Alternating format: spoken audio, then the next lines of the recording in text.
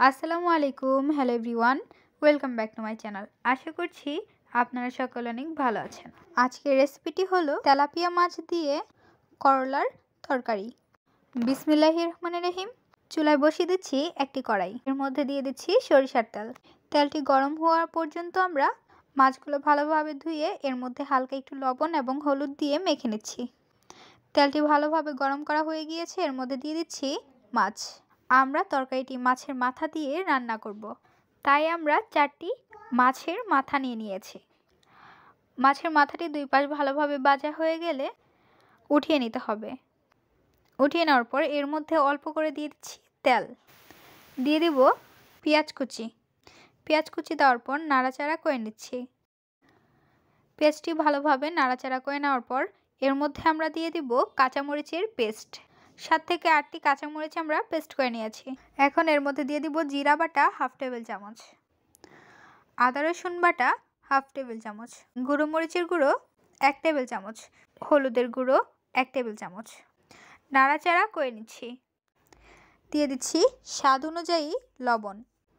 লবণ দিয়ে ভালোভাবে নাড়াচাড়া করে নিচ্ছি। মশলাটি যেন না পুড়ে যায় সেজন্য দিয়ে দিচ্ছি অল্প করে পানি। পানি দেওয়ার পর খুন্তির সাহায্যে নাড়াচাড়া করে নিচ্ছি। ধনিয়ার গুঁড়ো হাফ টেবিল চামচ। এখন এর মধ্যে দিয়ে দিব আলু। এখানে আমরা দেশি আলু নিয়েছি। আলুগুলো দিয়ে দেওয়ার পর নাড়াচাড়া করে নিতে হবে। ভালোভাবে নাড়াচাড়া করে নেওয়ার পর এর মধ্যে আমরা দিয়ে দিচ্ছি পানি। পানি দেওয়ার পর নাড়াচাড়া করে ঢেকে রেখে দিব 5 মিনিটের জন্য। চলে আসলাম 5 মিনিট পর। ঢাকনাটি উঠিয়ে নিচ্ছি। ঢাকনাটি উঠিয়ে নেওয়ার পর নাড়াচাড়া করে নিচ্ছি। এখন আমরা এর মধ্যে দিয়ে দিব করলা। করলাগুলো ভালোভাবে ধুয়ে কেটে নিয়েছি। এখন আমরা নাড়াচাড়া করে মশলার সঙ্গে মিশিয়ে নেব। ঢেকে রেখে দিব 6 থেকে 7 মিনিটের জন্য। চলে আসলাম 7 মিনিট পর। ঢাকনাটি উঠিয়ে নিচ্ছি। এখন আমরা খুন্তির সাহায্যে নাড়াচাড়া করে নিচ্ছি। আবারও আমরা ঢেকে রেখে দিব। চলে আসলাম 2 মিনিট পর।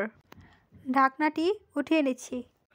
ঢাকনাটি উঠিয়ে নেওয়ার পর নাড়াচাড়া করে নিচ্ছি। এর মধ্যে আমরা দিয়ে দিব মাছের মাথা। এক এক করে 4টি পিস আমরা দিয়ে দিচ্ছি। মাছের মাথাগুলো দিয়ে দেওয়ার পর আবার আমরা ঢেকে রেখে দিব 4 থেকে 5 মিনিটের জন্য। চলে আসলাম 5 মিনিট পর। ঢাকনাটি উঠিয়ে হালকা একটু নাড়াচাড়া করে নিচ্ছি। আমাদের তরকারিটি প্রায় তৈরি করা হয়ে গিয়েছে, নামিয়ে আমরা পরিবেশন করে নিব। তৈরি হয়ে গেল মজাদার, মুখরোচক এবং স্বাস্থ্যকর একটি রেসিপি। এই রেসিপিটি শরীরের জন্য খুবই উপকারী এবং খেতেও ভীষণ মজাদার। খুব অল্প সময়ে এই রেসিপিটি তৈরি করে নেওয়া যায়। আমাদের করলার রেসিপিটি আপনাদের কাছে কেমন লেগেছে তা অবশ্যই জানিয়ে দেবেন আপনাদের মূল্যবান মতামতটি। ভিডিওটি যদি ভালো লাগে অবশ্যই একটি লাইক করে দিবেন এবং সাবস্ক্রাইব করে আমাদের পাশে থাকবেন। আজকের পর্বে আমরা এখানে বিদায় নিচ্ছি গাইস। আসসালামু আলাইকুম, ভালো থাকবেন সবাই, আল্লাহ হাফেজ।